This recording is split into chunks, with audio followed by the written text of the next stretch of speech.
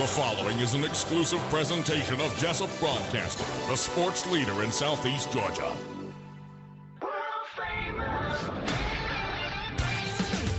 The world-famous Butch and Bob Show. And it's a fabulous Friday football morning. Big Dog Country Radio, WIFO, 105.5 FM in Jesup. Butch Shepard here with you along Bob Morgan. Football Friday morning, 30th day of August. It is now time for the world-famous Butch and Bob Show, brought to you by Murphy Builder Supply on Northeast Broad Street in downtown Jesup, by Nips Car Wash, located on Highway 301 South, just past McDonald's on the left-hand side, and by Sachero's Restaurant on West Cherry Street in the Piggly Wiggly Shopping Center. Bob, you got your Wayne County yellow jacket shirt on, cap on. You're ready to rock and roll, aren't you? I'm ready. It's here. It's here, ready to go. Football. One question I got is if I'm going to lay the 41 that we're favored by. I don't know. Are we favored by 41? That's what the AJC says. That's what the AJC. They put lines out on all high school games every night. That's the line. Wayne County by 41. Okay, well, we'll see what happens. But I know last night that the odds makers were pretty much on the money when it came between Clemson and Georgia Tech. Right. And we kept telling Jonathan to kept going. And it started 32, went up to 35. But they covered that easily. Yeah. And preseason game last night, Falcons, Jaguars. You know, you can't put much in preseason, but the Falcons pretty well controlled that game. It was a boring game.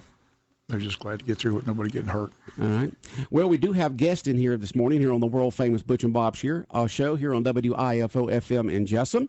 Bob, who do we have as our guest this morning? We got some football mums in here. They got a big raffle, so I'll let them introduce themselves. All right. Adrian, go ahead and introduce yourself. I'm Adrian Peterson. I'm Jennifer Williams. Okay. Adrian, tell us what's happening with the football moms. Well, Football Moms is the part of the Touchdown Club that helps feed the boys after the away games.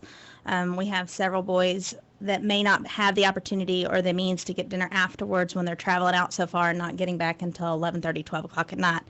So our part is to help make sure that they get a snack and replenish or feed the machine, as you can say, with all these football boys after they've worked hard on the field for us. Okay. And so you got a raffle going on. What's going on as a fundraiser to help y'all feed our football players after the away games? Well, we are holding a raffle that will be on October 11th. And we're selling tickets to the 1st of October. And we have, as of right now, 16 prizes that are available. The first one is a flashlight that was donated by Sheriff John Carter. So you get one of those professional grade flashlights that they hold up there and it lights up, a big area. Absolutely. Nice and bright and shine your way to our games. And very durable, too. Yes, sir. We also have a $150 tool set that was donated by the Sears locally. We have a certificate for $150 to the 007 Eye Girls, and that could be used for either prescription glasses or for some sunglasses. I have donated an American wooden flag that is about 2 foot by 3 foot, handcrafted. Okay. Miss Jennifer has donated some of jewelries and accessories from her Gypsy Shack. Gypsy Shack? Yes, it's an awesome online little shopping boutique. Okay. So she brings it directly to your cellular device at all times. Okay. And then we have a movie and a dinner for two from the Strand and the Strand Bistro. So it's kind of like a little date night. All the girls at the salon. Say that again? The Haute Salon.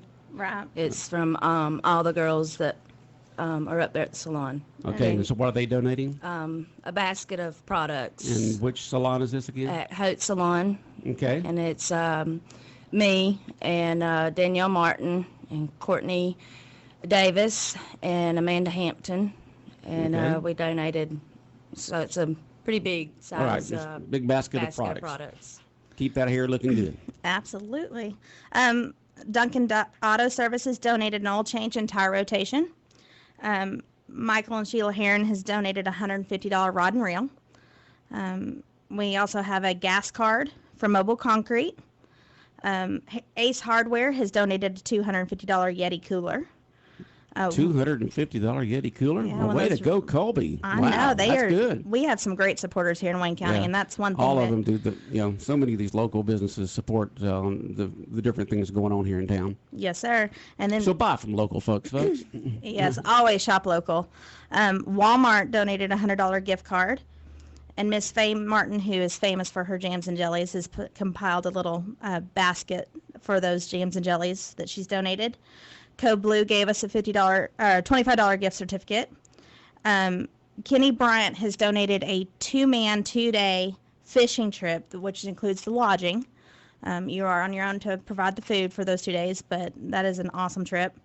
And then one I think is pretty cool is the Wayne Supper Sampler. And we have a bunch of restaurants that have donated some gift certificates, and we've compiled them in to make a kind of like a mini taste of Wayne. Okay. But And it's on your called own what time. again? The Wayne Supper Samplers. Supper samplers. Okay. Yep, and we have Cafe Euro, Chichiro's, Pizza Inn, Western Sizzlin', Huddle House, Jones Kitchen, Habaneros, Damon's, Angels or Gooey's, Callie's, Nang's, and we really appreciate all them donating. And at this point, we still may have some more prizes that come in. We're still waiting to hear. So this is going to be really, really big. And again, we're going to draw for these tickets on October 10th, and they're $10 a piece. And you can find any Touchdown Mom, and we've got them available. You can stop by Haute Salon, pick up one there. And that's located where? And It's 176 North Macon Street. Okay. so, They're going to be available tonight at the game. yeah, several of us will have them at the game. We all have black shirts on that say TDC moms, and we are very loud and proud at the games, so it's hard to miss us. Okay. Well, sounds good. A good fundraiser there to help feed the football team after the away games. Yes, sir. Okay. And raffle tickets will be sold through when? October 1st. Mm-hmm. And so just find one of us. You can also contact Miss Patty Bryant. She is our chairperson for this. A lot of people know Grandma or Miss Shirley Jones. She also will have raffle tickets. We'll always have them at the Touchdown Club meetings next week is Tuesday, but on Monday, our traditional Monday nights, we'll be at the meetings too. So, and we're always looking for more moms. Our next meeting is October 1st. And when's the drawing again? The drawing is October 11th, and it'll be during the game. All right. And how much are the raffle tickets? $10 a piece. Okay. And each prize is drawn for separately, so this is not a one and done. So we'll have, right now we're drawing for 16 different winners. All right. Sounds like a great fundraiser, a great way to help out the football team, and a great way for folks to be able to have a chance to win a super prize. Yes, sir. Bob, any questions, comments for our Touchdown Moms this morning? I just want to make sure people can get them tonight. But if they don't get them tonight, where's the best place to get them? Yeah, probably Haute Salon. She's pretty stationary. I know I have some at the high school. I work in the guidance department. Miss Patty Bryant, we can, or call Grandma, or we can, just put it on our Facebook page that you're looking for something, and somebody can get back to you. All right. Appreciate y'all coming in. Good thanks luck for with the having us. raffle. And you'll be able to see the Wayne County Touchdown Moms of the football game tonight between Wayne County and Long County. They'll have their black T-shirts on, yelling and selling tickets and having a good old time out there supporting the Wayne County Yellow Jackets. Absolutely. All right. You ladies have a great day. You too. Go Jackets. 105.5 FM in Jesup, Big Dog Country Radio. More of the world-famous Butch and Bob Show in a moment. South Georgia weather. Here's your WIFO forecast. Hi, good morning. Happy holiday weekend. Lots of sunshine. Northeast breeze 10 to 15 today. High of 90. Mostly clear, upper 60s for tonight. Tomorrow, partly sunny. A slight chance of morning showers and thunderstorms. Then a 40% chance of afternoon showers and thunderstorms. High of 90. Sunday, partly sunny. 40% chance of showers and thunderstorms. Highs in the upper 80s. Georgia meteorologist John Weatherby in the GNN Weather Center. Big Dog Country Radio, WIFO, 105.5 FM in Jesup. Big Dog Country Radio. Well, we've had a few football games so far in college and preseason for pro. But Bob, this weekend is really when it kicks off. I mean, of high school and college, and then of course football for pro will be the next weekend. But a lot of exciting games going on. I didn't know there was many college football games as there were last night until I was listening to some of the Georgia Tech pregame, and they were talking about all the different games that were going on last night nationwide. It's here. It is here. It is here. Wayne County, Long County tonight. We got somebody else coming in? Did you want to come on the show? Nick? Come on. Is he coming on? What are you here for? He's just standing there smiling. Hold on a second. We got a person out here I want to talk to real briefly, and then we'll be back with more of the world famous Butch and Bob Show in 1 moment. I'm living my wild life at Wild Adventures.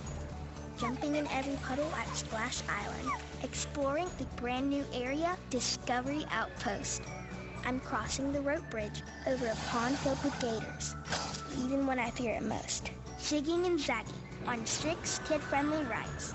And you can live your wild life too. Get buy one, get one free admission Labor Day weekend with a canned food donation. Visit wildadventures.com for details.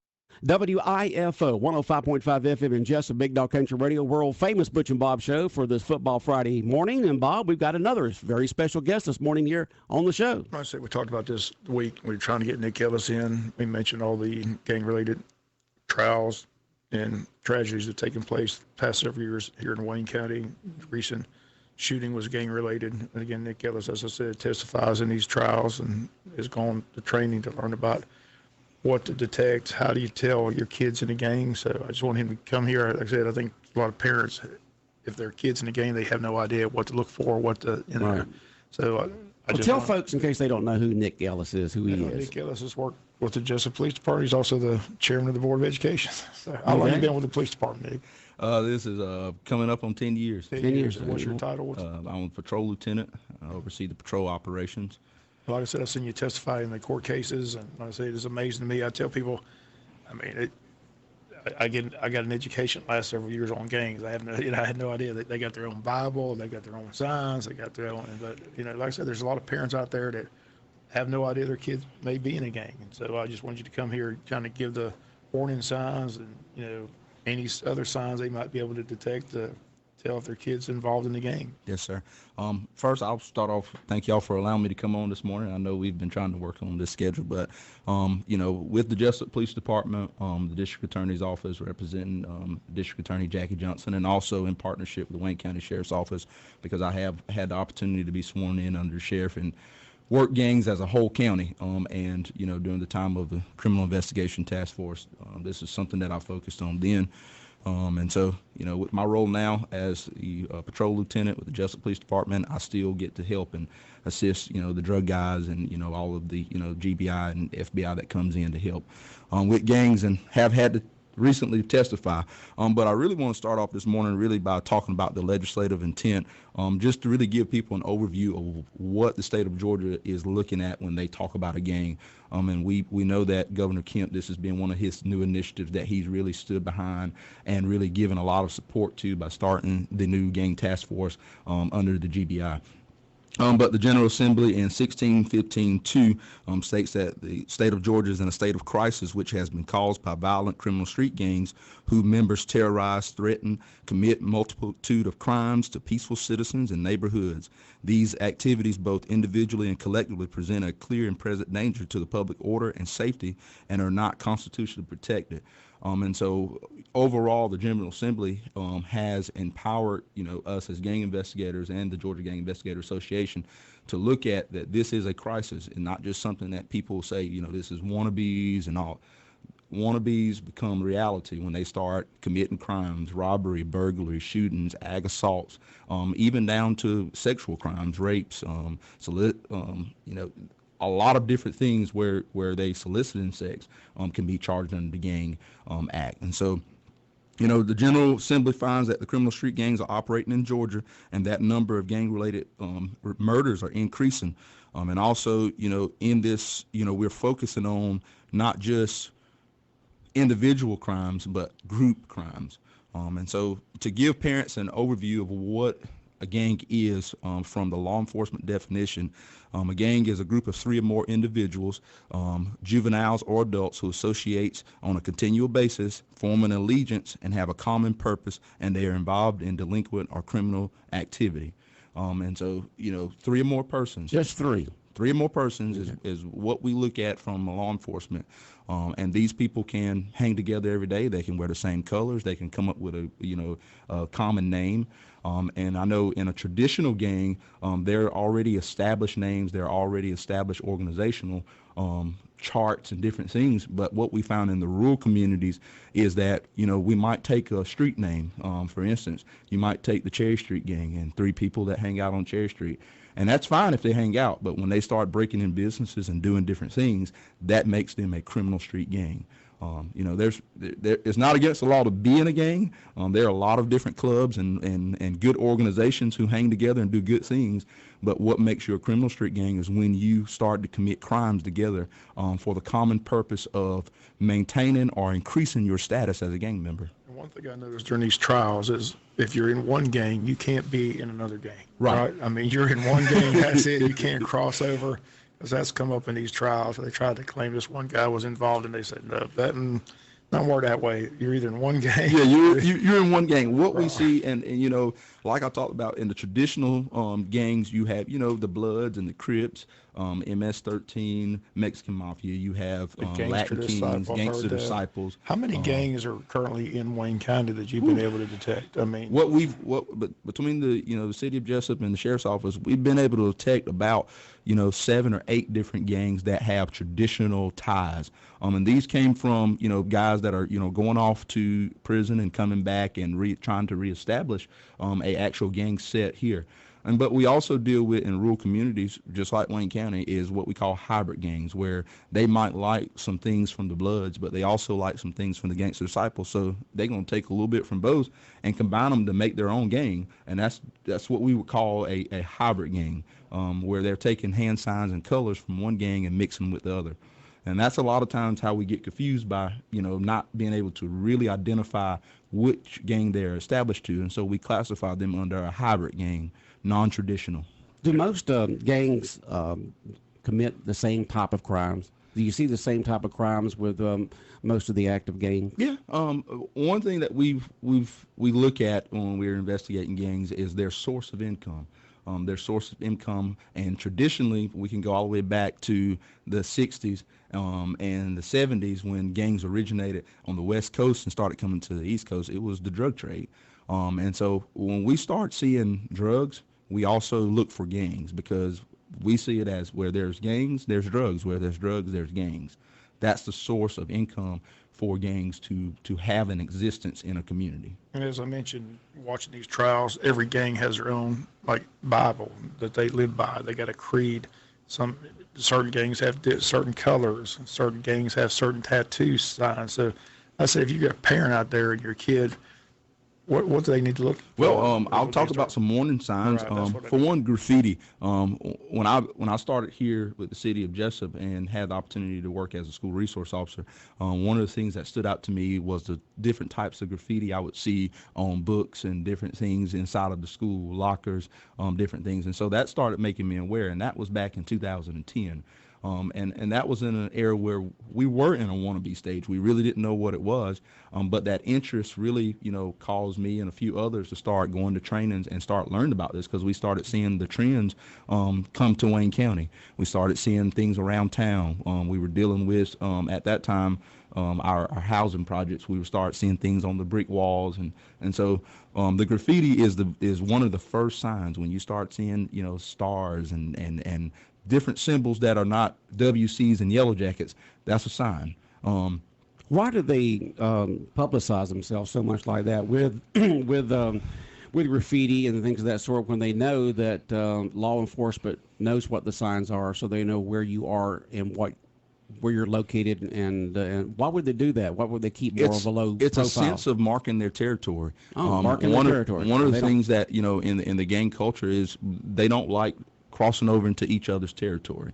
And what has been found in traditional gang settings and in communities that have had these problems for a long time is when people cross over into territories, that starts a rivalry.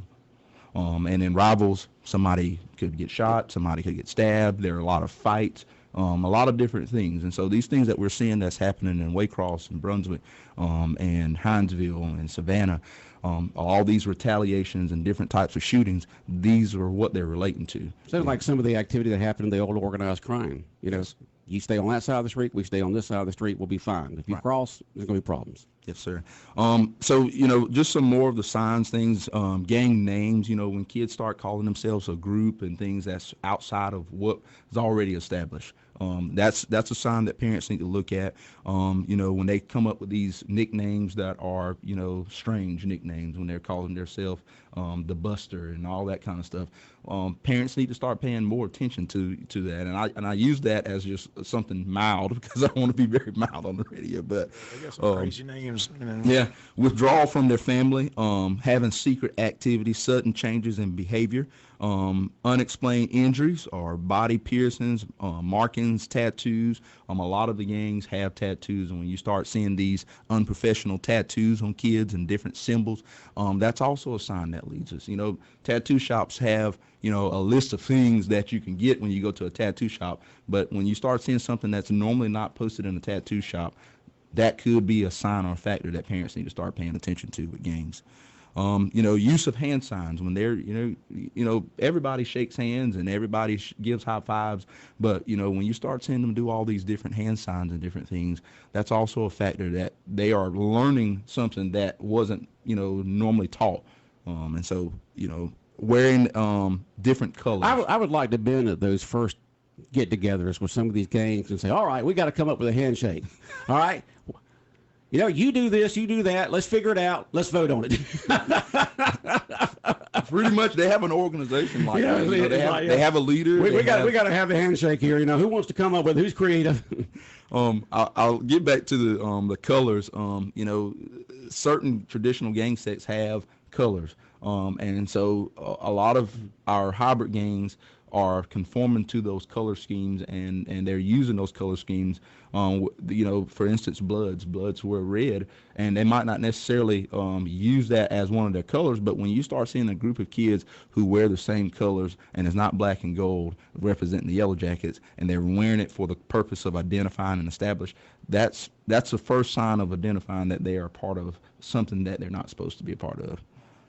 What are the average age that you see some of the younger folks get involved with gangs and going up to what age? What are the age ranges there that you see most of the gang members? Prior to me coming with the city of Jesup, I worked for the Department of Juvenile Justice, and back then, I started seeing kids as young as 13.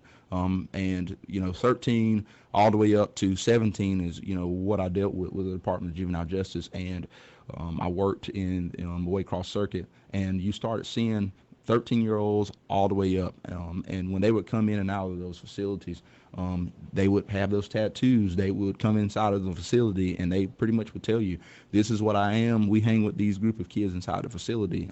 And they learned a lot of those different things by sharing inside of the facilities, and then they're going back out in the communities and recruiting new kids who aren't even a part of this. They're exposing, the kids at school, to be a part of this and to come be a part of their group. And I know that a lot of the documentaries I've seen on young folks getting involved in gangs from their teenage years, for many of them, it's a sense of belonging. Yes. They're not really getting it anywhere else, and so it's a sense of belonging. It's a sense of purpose. It's a sense of brotherhood. But the problem is it spills over into crime, and that's when it turns bad for those teenagers. And one of the things that a lot of parents ask, and I deal with a lot of trainings, is just why do kids join gangs? For statuses, identity, recognition, the incitement of gang activity, the breakdown of the family, low self-esteem, poor communication, lack of success in school, lack of involvement in activities, acceptance, quick money. Family members that are already involved in gangs tend to recruit their own family members. Confidence, loyalty, sex, rules, structure, discipline, and organization. The relief of boredom and the gain of reputation are all signs some of the things that I've seen here locally was really having that support and acceptance. You know, when kids are really dealing with having identity and trying to connect with different kids, you know, they might join a criminal street gang. And that's why I encourage a lot of kids to get involved in student activities, to give you something to be a part of, because everybody wants to be a part of something. And do you think that the older gang members that have been in it for a long time, do you think that they prey upon some of these teenage kids to bring them in, to help commit some of the crimes, and to grow their ranks in a sense? I mean, do you think they're bad influence on some of these younger folks, and knowing the fact, the situation these kids may be in? Well, what I've seen here, and it's same as some of the other investigators that have been working in the gangs and drugs, the older gang members and drug dealers tend to recruit younger kids because they have access to them. They have access to other young kids. They have access to the schools. And so if they can recruit a young person and buy them a pair of Jordans, give them a couple $100 to go out here to the high school to sell some weed for them, that's really how they get involved. And they prey upon these kids who are really in the spotlight. Some of our stars that we see rise through the ranks here and are doing good academically and athletically, or in their student organizations, they're the ones who are preyed upon the most from what I've seen over the last 9.5 to 10 years that I've been working here in Wayne County. We've seen that. We've seen kids that have gone through high school and made a big name for themselves, and then when they get in their 20s now on their own, then you'll see them be arrested for this, that, and the other. And I guess that's kind of what you're talking about. Mm-hmm. And it's such a shame that has to happen. But, Bob and I always say on the show here, it's always about the money. And I guess that's the bottom line when it comes to gangs, is the fact that it's a way for them to be able to make money, the members. I mean, you go back to the traditional motorcycle gangs, when they talk about the outlaws, those guys were in it for the money, sex, drugs. And that's just the title. We're not talking about rock and roll here, folks. No, we're talking about gangs. No. We're talking about gangs. And this is seen across the board. White gangs, black gangs, Hispanic gangs. They are in it for the money. Do you see that, when you're talking about gangs, are they kind of broken down like that? You got African Americans, you got Caucasians, you got Mexicans. You don't have a mixture, do you? Well, now in these times, you're starting to see a lot of mixtures. It goes back to what we talked about, those hybrid gangs, when some of these gang sets used to be traditional gangs where you knew they were black gangs, or you knew they were white gangs or Hispanic gangs. Now you're starting to see a mix. And really in the metro area of Atlanta, you're starting to see that more so, where you're seeing a lot of Hispanic gangs and black gangs partner because they're in competition with the white gangs. Well, I guess they're becoming more PC, as the whole society is, right? I'm just kidding. But it's a shame that we haven't, everything, gangs, that's Savannah, that's Atlanta, that's Jacksonville. But we've got it, like you said, at least 8 gangs that you know of here just in Wayne County. Yeah, and documented people that have been released from the Georgia Department of Corrections. They send us the release every month of people that they have validated. And that's well over 200 people that we have validated here in Wayne County. That's not counting the people who are associates and people who hang out with these people every day. And under that code section, 1615.3, it talks about gang members and associates. So you don't really have to be a full-pledged gang member to say that you're a part of criminal street gang activity. If you're associating with known gang members who have been validated, you can also be charged under this code section. And so Nick Ellison here from the Jesup Police Department talking about gangs here in the area. And as a parent out there, a grandparent, relative, guardian, whatever, really what you're looking for is a change in habits, a change in behavior, doing things that and staying away certain hours they haven't before. You can see that with just about any person, but when a teenager out there like that, that's what parents and grandparents need to look for, right? Just a change in behavior and pattern. Behavior pattern, use of drugs and things like that. When they start doing things that they were not raised to do, and they've been influenced by peers, that's when you can start looking for, some type of gang activity. And again, it goes back to wanting to be accepted. Every kid wants to be a part of something. And if they're not being a part of something good, they're being a part of something bad. Okay, Bob? No, we just appreciate you coming in. Like I said, I just want to make people aware. Like I said, we had this shooting that took place. Still looking for that one suspect. And Yes, like I sir. said, they said that's gang related. Still nobody charged with the murder this time. They're still piecing that together. Yes, sir. Okay, well, we appreciate you coming Okay, in. anything else the folks need to know about it? If they have any questions, if they want us to come and give presentations to churches, organizations, all they simply have to do is contact, the Jesup Police Department and schedule time. Lieutenant Greg Rozier can schedule that time for them, and he'll call me and set it up, or they can contact Chief Mike Lane, and I'll get on the schedule and come and talk with them about it and give, more details. It's kind of really hard to give a lot of details, but we definitely want to talk about signs and different things and make people aware that this is a crisis in the state of Georgia, and it's not eliminating Wayne County. Wayne County has gangs, and we have got to be proactive and address those issues. And I think we are, especially between the three organizations I have the privilege to work for, we're trying to address those issues. All right. Thank you very much. Lieutenant Nick Ellison from the Jesup Police Department. We appreciate him taking his time from his busy schedule to come in this morning and talk about the gang situation here in Wayne County and what parents and grandparents and guardians need to look for in their teenagers to see if they may be starting to look at or associate with gangs. The world famous Butch and Bob Show.